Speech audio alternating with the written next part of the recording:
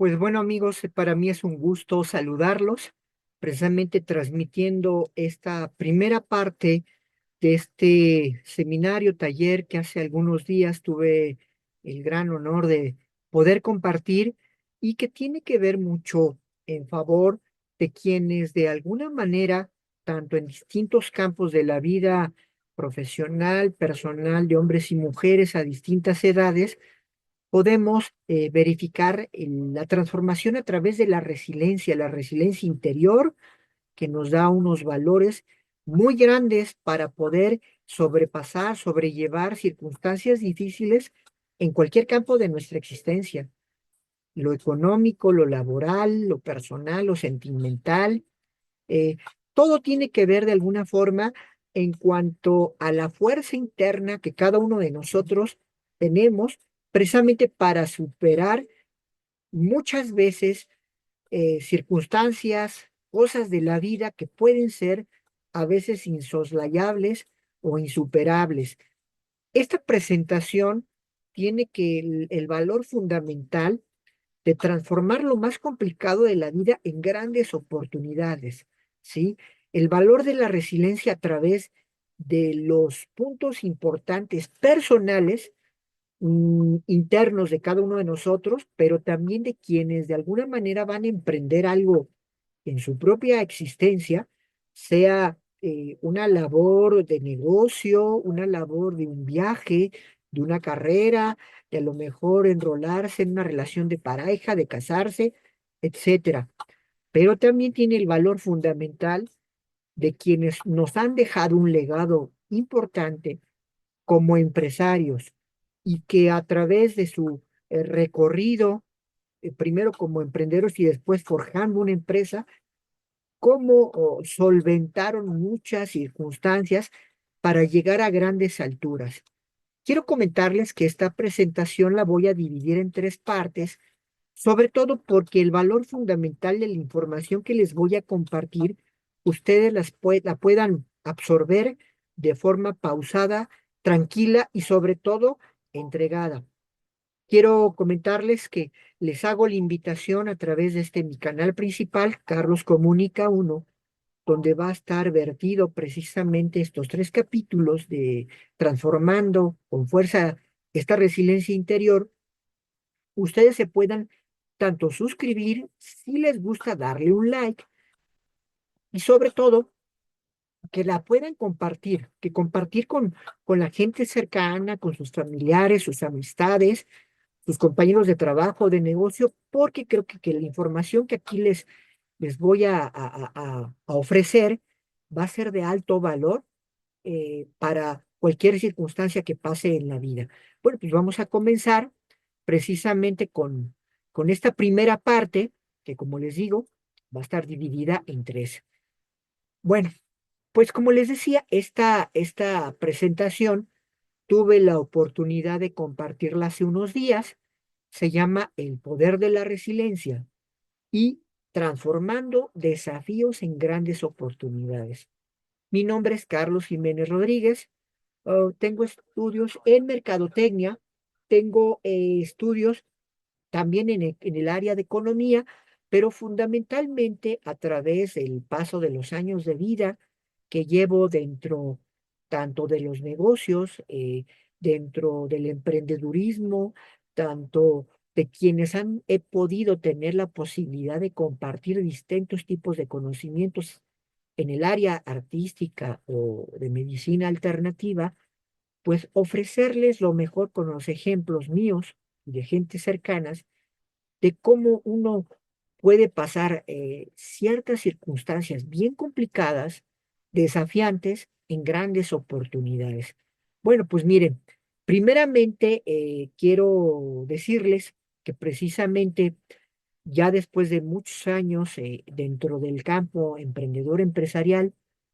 cercano más de 45 años, yo empecé desde muy niño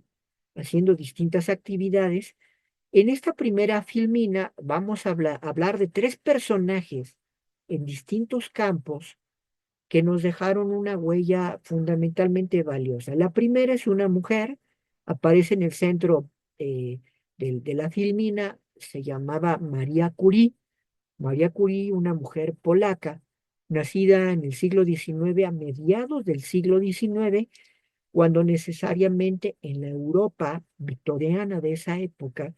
las mujeres relativamente, o más bien totalmente, no eran tomadas para ninguna circunstancia en consideración y mucho menos se les podía verificar como mujeres preparadas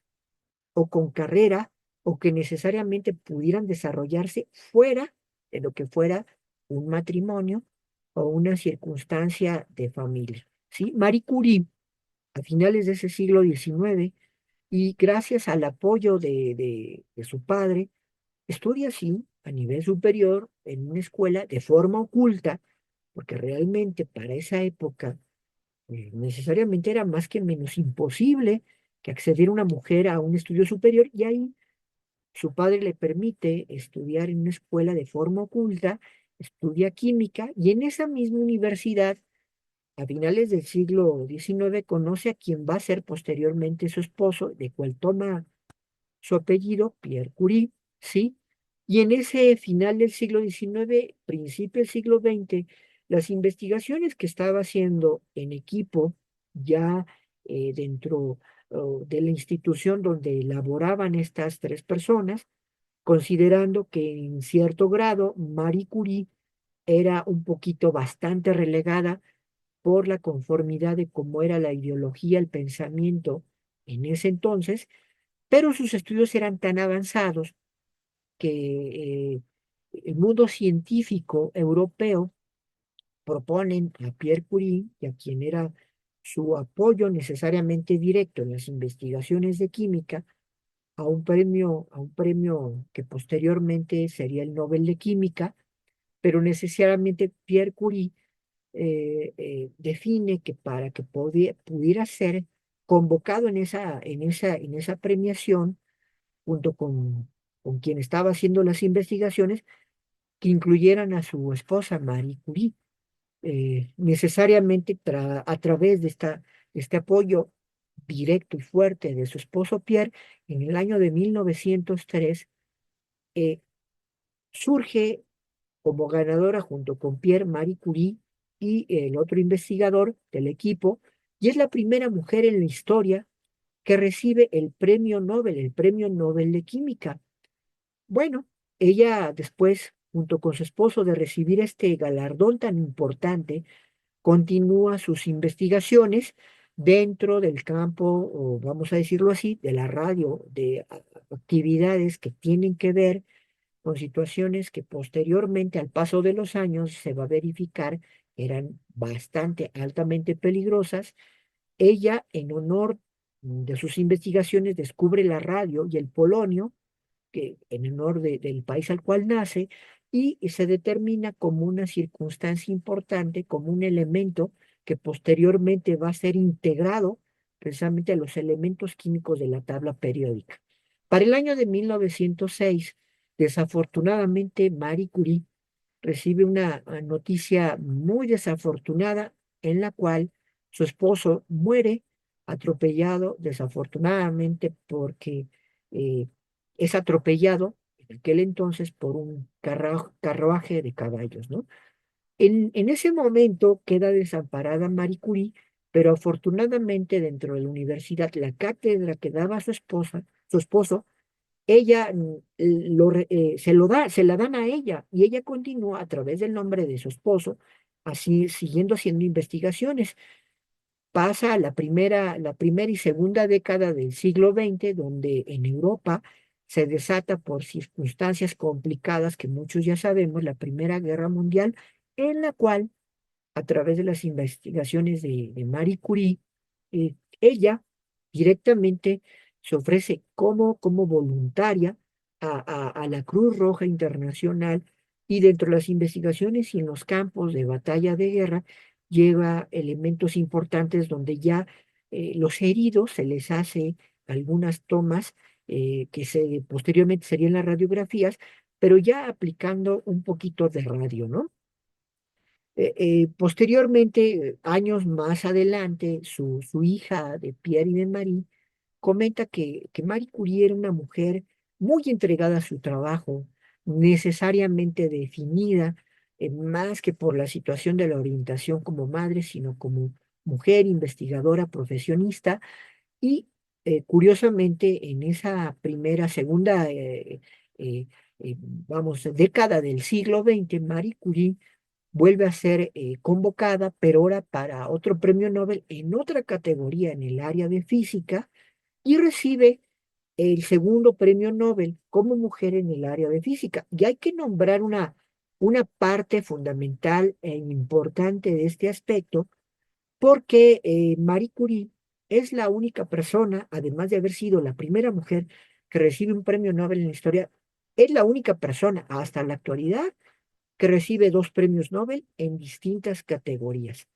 Ella continúa con sus investigaciones entregada, como comentaba, su hija nombra que era una mujer verdaderamente tan, tan, tan esforzada en la labor que hacía, que su labor de madre la tenía muy descuidada. Desafortunadamente, después de tantas circunstancias que vive, de las peripecias, de haber vivido en una Europa victoriana totalmente donde la mujer era sojuzgada, con su esfuerzo, su trabajo y su inteligencia, logra destacar, como ya les comenté, recibe dos premios Nobel, uno en el área de química, uno en el área de física, y deja un hombre verdaderamente representativo para las mujeres, para el género femenino, en el sentido de que fue de las primeras mujeres que demuestra en la historia que, que ella puede ser grande a través del mérito, del esfuerzo, del trabajo, del estudio y de la voluntad, a pesar de vivir en una sociedad totalmente en su momento que excluía a la mujer. Vamos a hablar ahora de otro caso muy importante de resiliencia, ¿sí? Que, que ahorita vamos a comentar.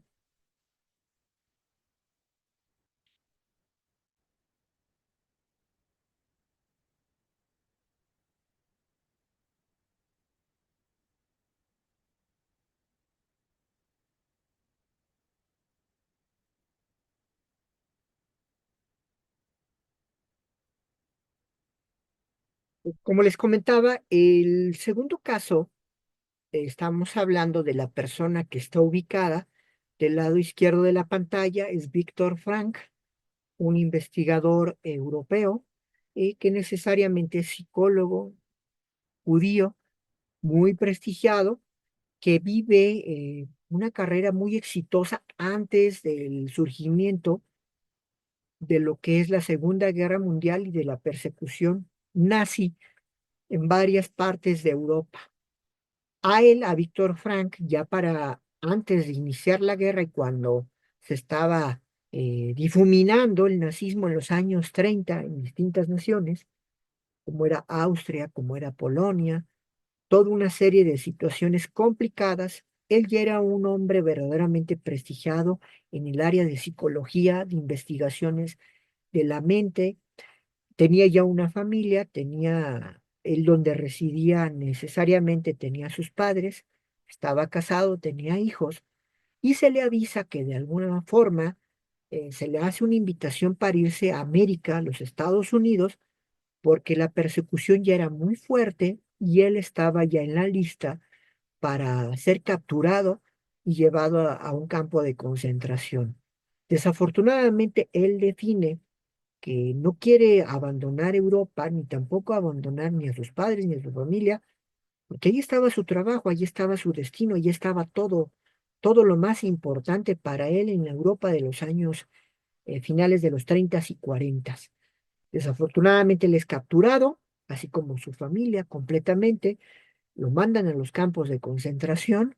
y él vive una verdadera odisea complicada, desafiante y trágica, en la cual pierde a todos los integrantes de su familia, a sus padres, a su esposa, a sus hijos, a todos sus familiares. En esa circunstancia de vivir en el campo de concentración, en esa Shoah, en esa destrucción que se da en los años 40 por parte de los nazis, él, llegando a situaciones extremas y casi materialmente, casi por fallecer, él recuerda estando casi en la inanición debido a los tratos que estaba viviendo por las diferencias que los nazis le habían infringido, viviendo mm, sin alimentos en la sociedad con fríos terribles. Él recuerda que deja escrito algo en un papelito. Posterior de esa circunstancia, él es rescatado cuando se descubren estos campos de concentración a través de la llegada de los americanos por un lado, los rusos por otro lado, y desafían las situaciones, lo rescatan y se vuelve una figura verdaderamente importante en el mundo científico de la investigación de la mente, ya que él es el creador de la logoterapia y como tal, posterior en los años finales de los 40, 50 y 60, ya recuperado, se dedica a dar conferencias por todo el mundo, precisamente buscando la causa de que la posibilidad mental del sentido de la vida nace a través de la transformación, a lo cual él lo nombra como la logoterapia, ¿sí? Que a la actualidad sigue perviviendo en distintas partes del mundo, aquí en México como en Estados Unidos, y es el sentido que uno le da precisamente a la vida cuando llega a causas tan complicadas, tan difíciles, tan extremas, que puede vivir un ser humano, pero que tiene la fuerza interior de superarlo a través de la logoterapia y el último o el sentido fundamental de la vida. Bueno, aquí comentamos el caso de este psicólogo humanista, investigador tan profundo, Víctor Frank, y vamos a pasar a la tercera foto, donde aquí vemos a un personaje ya no dentro del campo de la mente humana o del campo de la química o de la física, sino del campo del área empresarial, ¿sí? Y que es un ícono que verdaderamente me retrotrae a la época que tuve la gran posibilidad, la gran distinción durante varios años de ser asesor de incubadora de empresas y conocer muchos casos de éxito. Bueno, me estoy refiriendo a a Harold Sanders o al coronel Sanders de Kentucky Fried Chicken, que también su historia es verdaderamente eh, muy motivante, muy maravillosa, porque este hombre, a través desde que él era joven y que por la circunstancia que vivía en los Estados Unidos, siendo casi por lo general un trabajador, eh, eh, verdaderamente humilde, vive situaciones complicadas porque de joven se casa, tiene dificultades con su mujer, se separa, su mujer se lleva a su hijo, se queda solo y él está constantemente en distintas etapas de su vida buscando esa posibilidad de salir adelante, a lo cual ya a una edad madura verifica que a pesar de que tenía una pequeña ayuda que le daba el gobierno en esa época, porque estaba desempleado, no tenía una posibilidad de capital, cercano o posterior ya a los 60 años, él funda o vamos, desarrolla un restaurante en una parte de Estados Unidos en la cual había una confluencia de carreteras las cuales en ese restaurante recibía bastante gente, precisamente por la transitación o el tránsito automovilístico que había. Desafortunadamente, este hombre, y por circunstancias donde se encontraba su restaurante en el estado en el cual estaba, las autoridades definen cambiar las rutas, cancelar precisamente esa ruta donde llegaba directamente a su restaurante y vemos ahí una.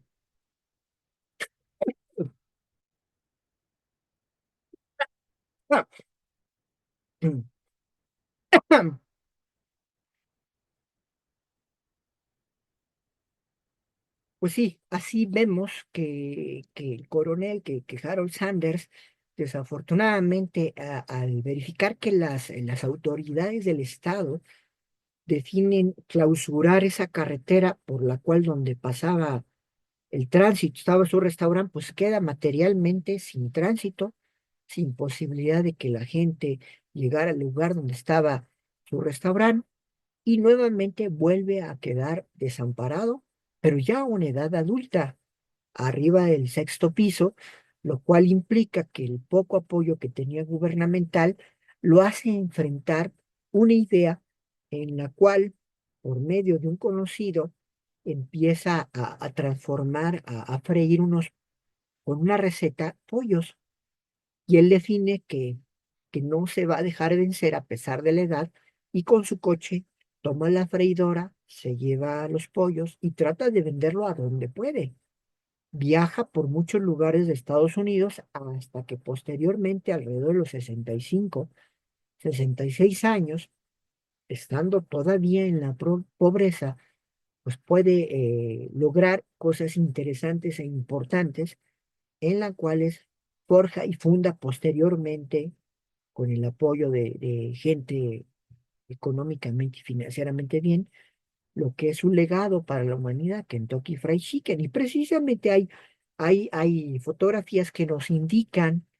que normalmente la sociedad occidental, la sociedad moderna, tanto en México como puede ser en Estados Unidos y otros lugares,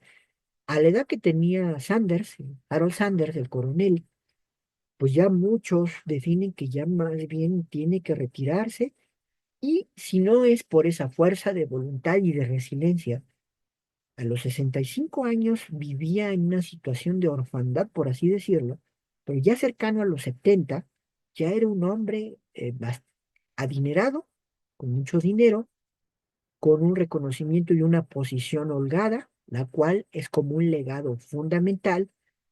que la edad no es un impedimento para lograr circunstancias, ¿no? Harald Sanders, Kentucky Fried Chicken, nos deja mucho por delante. Pero vamos a continuar en esta interesante presentación y ahora vamos a verificar lo que, si la resiliencia no es solo sobrevivir,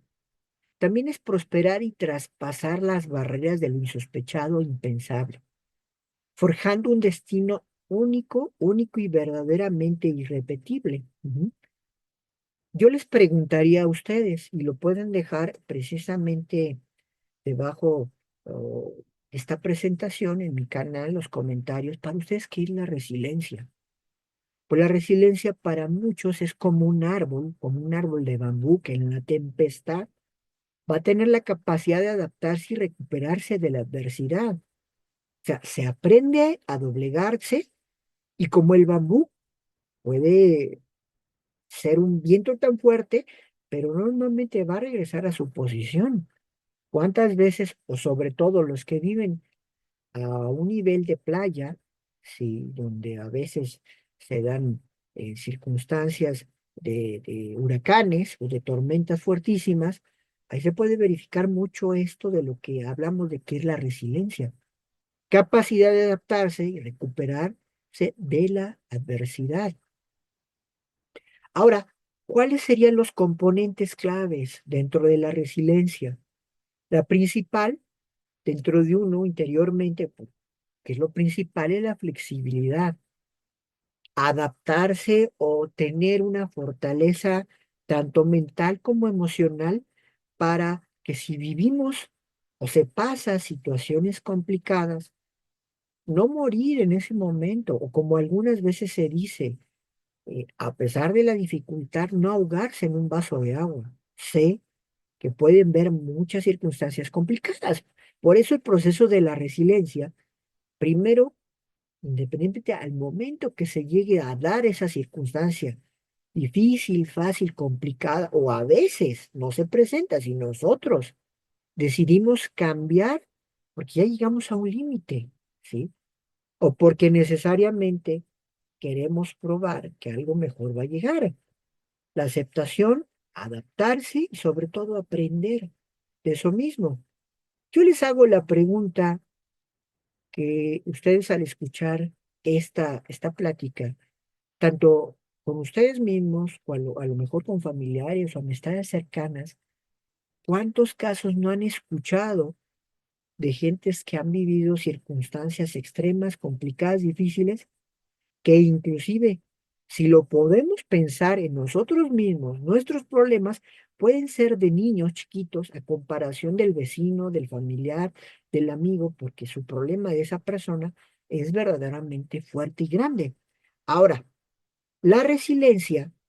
siempre debe partir de la fuerza interior de la vida personal de cada uno de nosotros, ¿sí? ¿A qué me quiero referir con eso? Que necesariamente por problema fácil, sencillo, complicado que venga, la decisión de salir adelante va a estar en uno mismo. Podemos recibir apoyo de un familiar, de la pareja, del hijo, de una institución, de un psicólogo, de un sacerdote, no sé, de, de, de un rabino, pero necesariamente al final, al cabo de cuentas, la mejor decisión es la de nosotros, la de uno mismo. Aquí voy a comentar cómo la resiliencia nos ayuda a superar obstáculos personales. Como les decía, ¿a ustedes qué historia les han inspirado de personas cercanas que han superado la adversidad? A veces no tenemos que leer un libro, una bibliografía o conocer un personaje importante de cualquier área para saber cómo salieron adelante. Puede ser el vecino, puede ser el familiar, puede ser el abuelito o la abuelita o alguien cercano que vivió algo muy fuerte, algo extremo,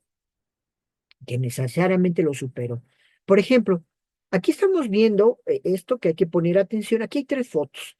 Yo platicaba y he platicado que dentro de mi experiencia de más de 13 años como asesor, consultor empresarial en distintos proyectos que me permitió David Miguel, hoy en el cielo conocer a una cantidad grandísima de emprendedores, empresarios, etcétera, etcétera, con casos distintos. Había dinámicas en las cuales yo compartía, más bien yo les hacía la reflexión a ellos para algunos aspectos importantes de fuerza, de resiliencia, de cómo estaban preparados para el shock. Yo me encontré con dos o tres casos importantes. Aquí vemos una imagen de una mamá que está golpeando a una niña y recuerdo muy fuertemente allá en el año 2009, estando en la incubadora de Gustavo Amadero, dentro de los grupos donde yo impartía las asesorías de distintas áreas, plan de negocios, mercadotecnia, ventas, etcétera, había una área donde a veces yo los invitaba a los alumnos a que hablaran un poco de una cosa, situación fuerte que hayan vivido de vida, personalmente, familiarmente, y que necesariamente no tuviera que ver o con la empresa proyecto, sino con la vida.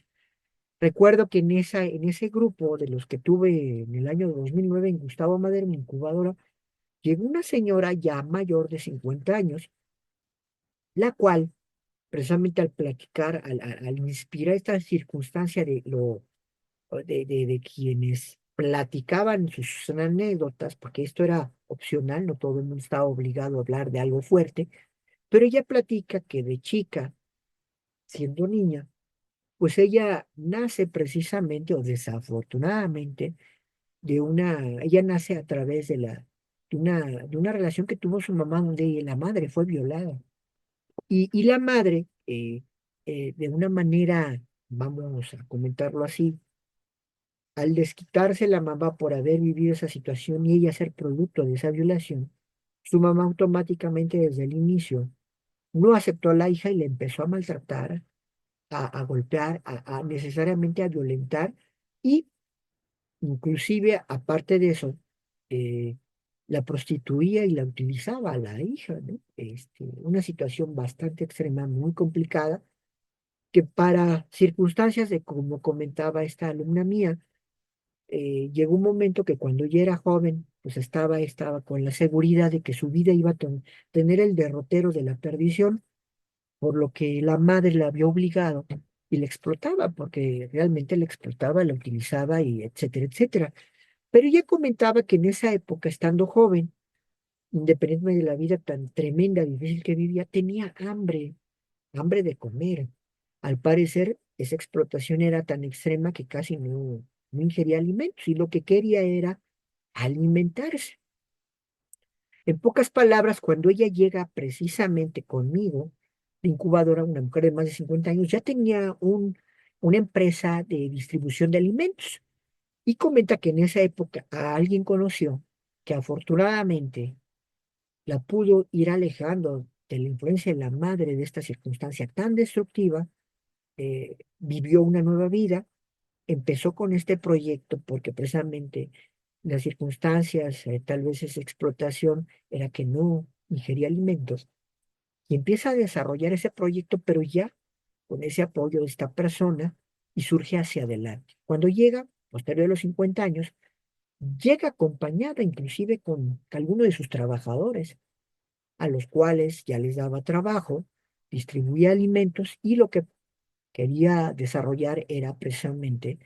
darle bienestar a otras gentes a través de ello. Un ejemplo de amplia resiliencia viniendo de un nacimiento verdaderamente terrible y donde vivió cosas extremas.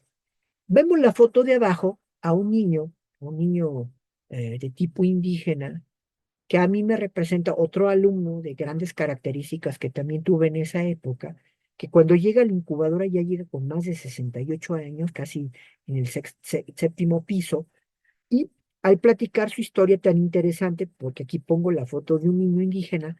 él platica que cuando era niño, él era originario de un pueblo muy humilde, de mucha pobreza que hay aquí en México, que se llama Zongolica, que está entre la frontera de los estados de Oaxaca y de Veracruz, donde verdaderamente pues hay una circunstancia de pobreza extrema y que cuando él surge, o más bien cuando él sale de ahí, sale tal vez por muchos problemas huyendo, pero sin familia de niño y llega a la Ciudad de México, allí por el área de Zaragoza, platica, donde vive cosas extremas, no hablaba ni siquiera el español, hablaba en su lengua, pero la vida le permite tal vez a través de muchas circunstancias muy difíciles, porque siendo un niño,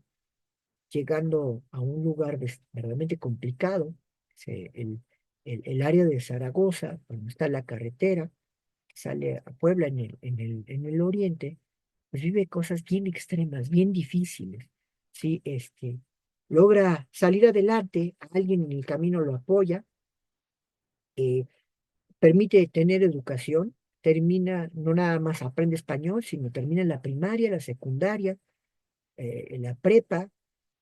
estudia la licenciatura de administración y este hombre con gran fuerza y vitalidad, después de ese tránsito de vivir sin familia, llegar solo,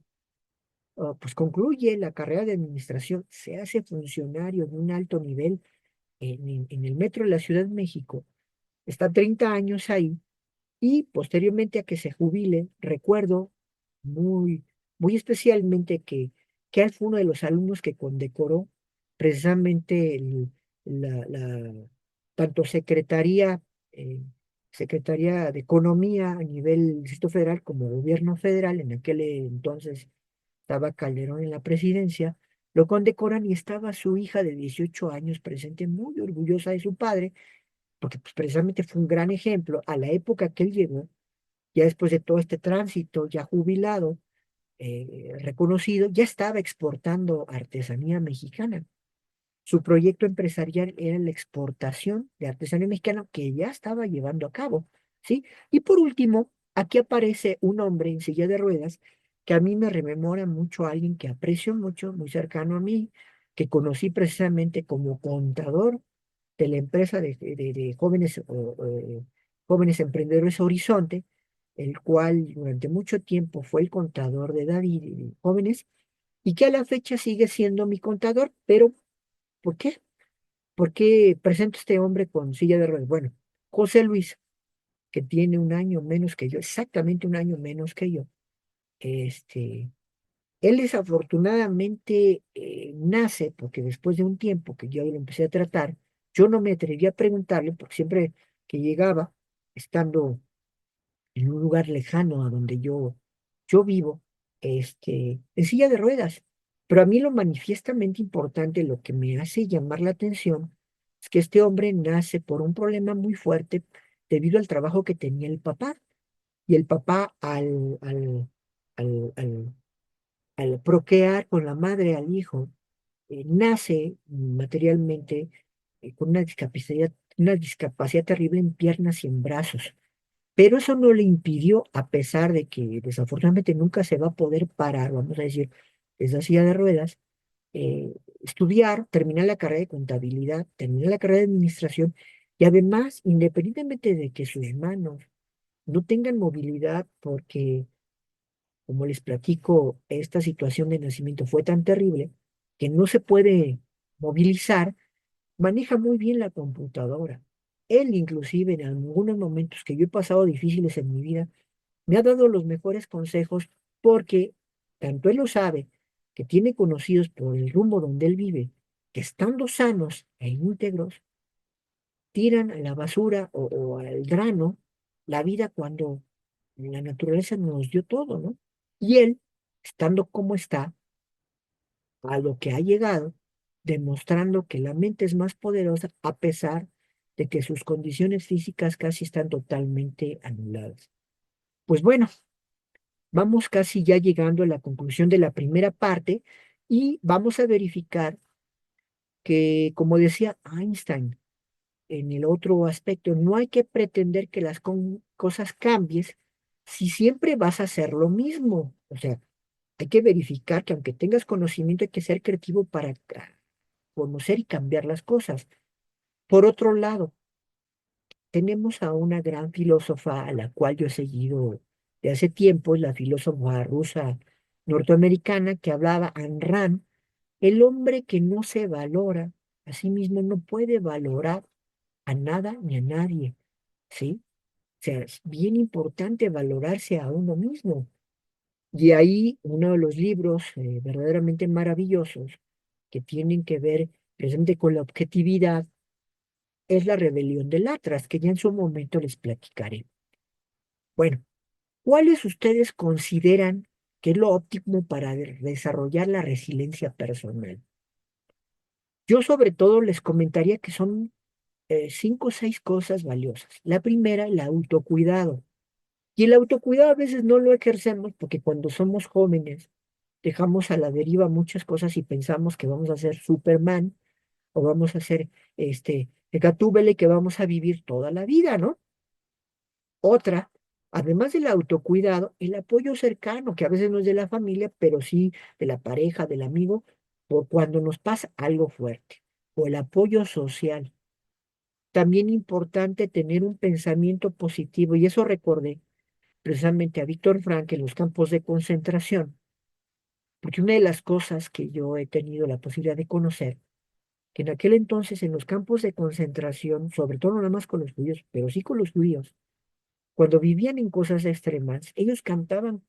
canciones alegres y positivas. Siempre tener el pensamiento positivo, aun cuando estamos viviendo cosas muy difíciles. La oración, la meditación y la planeación de lo que pudiera llegarse a dar si en el caso algo difícil viviéramos. Sobre todo para el camino hacia la larga. Yo les voy a comentar en las otras subsiguientes partes que esa planeación es estratégica, sobre todo cuando, por ejemplo, en el FODA, que hay debilidades y amenazas, cuando algo fuerte sucede, tenemos que pensar cómo vamos a tener contención si algo difícil nos sucede. Tener, como aquí aparecen, los pies bien puestos en la tierra, y no nada más en la tierra, a veces en el agua, ¿sí? Por último, yo les quiero dejar hacer partícipe estos dos pensamientos de dos empresarios muy importantes, Andrew Carnegie y John D. Rockefeller. Uno de ellos, Andrew Carnegie,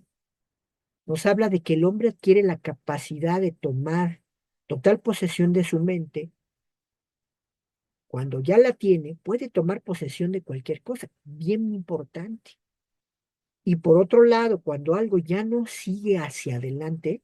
tener la grandiosidad de renunciar a lo bueno para alcanzar lo grandioso. O sea, como dicen por ahí, quemar las naves, ¿sí? Bueno, amigos, pues miren, aquí las imágenes son muy importantes. Tener los pies bien puestos en la tierra como bien puestos en el agua, porque a veces necesariamente podemos estar en un lugar pantanoso y que tenemos que tener el sostenimiento fuerte para salir adelante. Aquí vieron muchas partes considerables de lo que en la primera instancia, sobre todo interna, nos puede servir como valor para salir adelante. Otra, no nada más los problemas nos van a llevar a tener resiliencia, sino cuando algo nos llama la atención, cuando una oportunidad o un deseo fuerte de hacer algo mejor que nos va a llevar a mejores cosas, no dejar pasar la oportunidad que a uno le haga feliz, a pesar que a los demás no les guste. Y por último, siempre uno va a cosechar lo que va a sembrar, ¿sí? La vida no va a ser suerte, ¿sí? Sobre todo, lo que tú vayas cosechando día con día, eso va a verificar tu resultado el día de mañana, a los 2, 3, 4 meses. Siempre es de importante ser valioso, tener una planeación de lo que uno va haciendo con la vida, tanto personal y a donde quiere llegar. Sembrarlo, escribirlo, anotarlo y sobre todo predisponernos, no necesariamente con una situación negativa, que si algo nos pasa, tener el plan A, B, C y D por cualquier circunstancia como sucedió hace 2, 3 años con la famosa pandemia a nivel global, ¿sí? Porque eso nos llevó a que necesariamente gentes que tenían ya todo seguro, una carrera segura, un trabajo seguro, una familia segura, a que muchas cosas se rompieron de tajo. Y no esperar ello. Igual, cuando algo queramos cambiar de interioridad, definirlo y tener la valentía de hacerlo. Ya les platicaré por qué hablo de esto. Y desafortunadamente, o cercano a mí, ahorita hay una persona que aprecio mucho, que no está bien de salud, verdaderamente trae un problema muy fuerte y que platicó en confianza hace unos días conmigo, que estaba arrepentido de cosas que no llegó a hacer en vida. Yo creo que la mejor respuesta es atreverse, a pesar de ciertas circunstancias, a fomentar algo que nos va a hacer a nosotros felices, porque siendo felices podemos dar lo mejor. Pues amigos, les dejo esta primera parte, que como les platico, es la transformación, el poder de la resiliencia en la transformación que nos da grandes oportunidades después de situaciones complicadas. Soy Carlos Jiménez Rodríguez, visítenme, suscríbase al canal principal mío de Carlos Comunica Uno, cualquier dato o información, aquí déjenme en la línea, déjenme los recados, también compartan, compartan, compartan, porque la verdad es muy importante esto, este, y vamos a verificar esta segunda y tercera parte del poder de la transformación a través de la resiliencia, ¿sí? Este, pues yo les doy las gracias por esta gran oportunidad. Muchas gracias. Buenas tardes, buenos días, buenas noches en donde se encuentren. Carlos Jiménez Rodríguez, la resiliencia, el poder interior de la transformación. Gracias. Primera parte.